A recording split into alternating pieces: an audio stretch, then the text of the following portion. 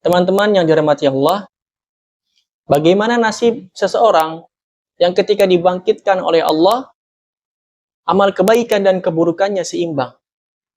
Apakah dia diampuni dosa-dosanya oleh Allah, atau justru harus dibersihkan terlebih dahulu di dalam api neraka, kemudian baru dimasukkan ke dalam surga? Karena surga adalah tempat orang-orang yang suci dari dosa.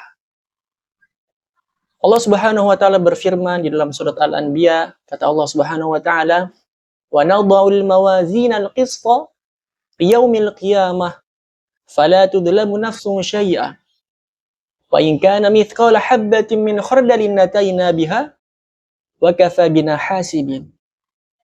Wa nadha'ul mawazina al-qista, dan kami akan meletakkan setiap amal kebaikan atau keburukan manusia di atas mizan dengan tepat pada hari kiamat. Fala tudlamu nafsun syai'a, dan tidak ada satupun manusia yang dizalimi oleh Allah. Wa in kana mithqala habbatin min khardalin, meskipun manusia itu hanya melakukan kebaikan sekecil apapun, maka nanti di yaumil kiamah dia akan mendapatkan balasan daripada kebaikan yang dilakukan. Ataina biha wa kafa bina hasibin, dan cukuplah kami sebaik-baik dalam memberikan perhitungan atau penghisaban kepada seluruh manusia di akhirat.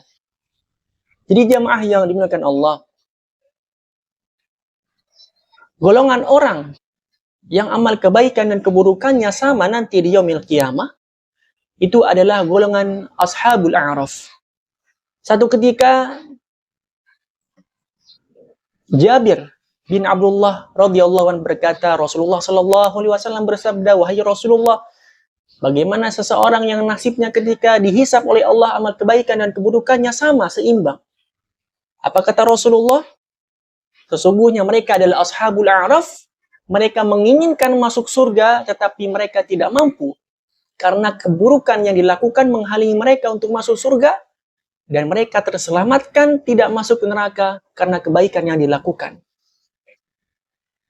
Wa bainahuma hijab, di dalam surat Al-A'raf, dan di antara kedua api dan neraka terdapat hijab.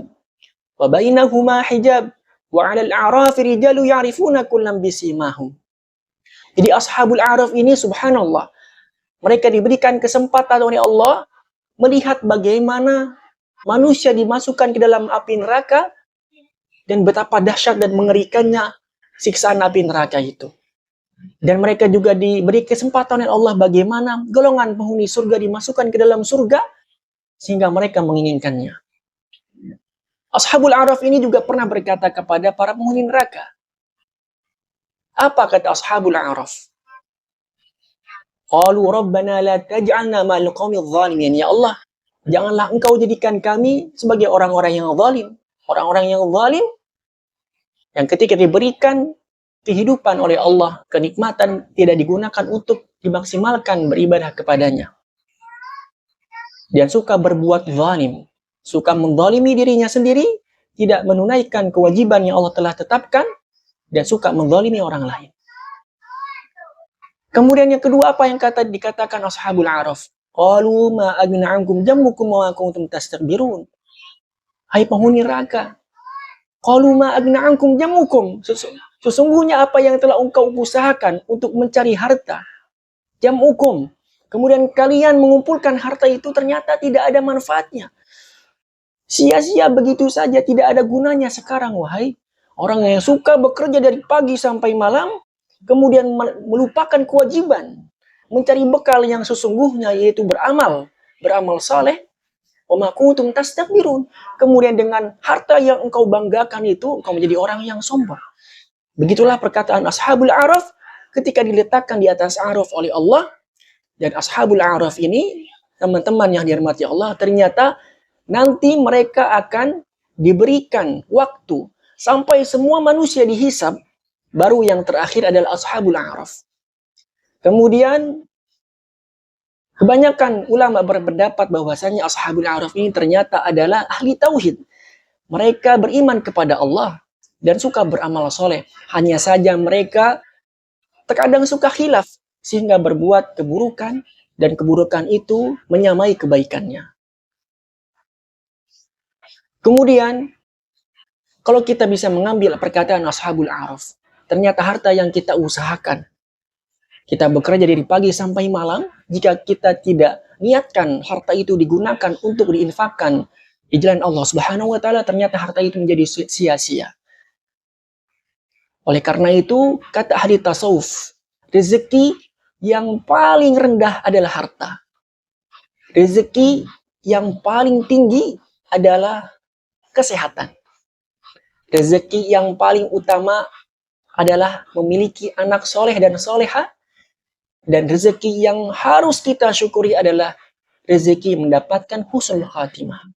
Karena ternyata teman-teman yang dirahmati Allah, tidak semua umat Islam ketika sakaratul maut bisa mengucapkan la ilaha illallah.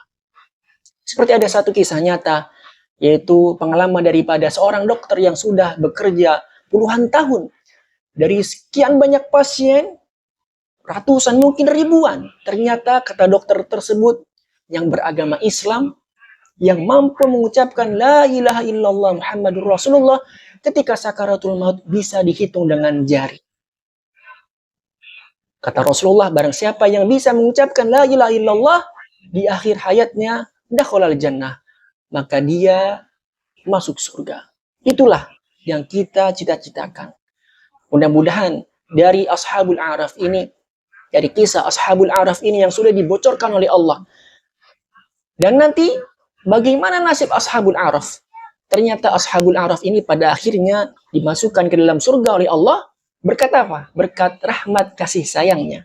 Dan salah satu kasih sayang yang diberikan oleh Allah kepada hambanya yaitu melalui syafaat Rasulullah Shallallahu Alaihi Wasallam.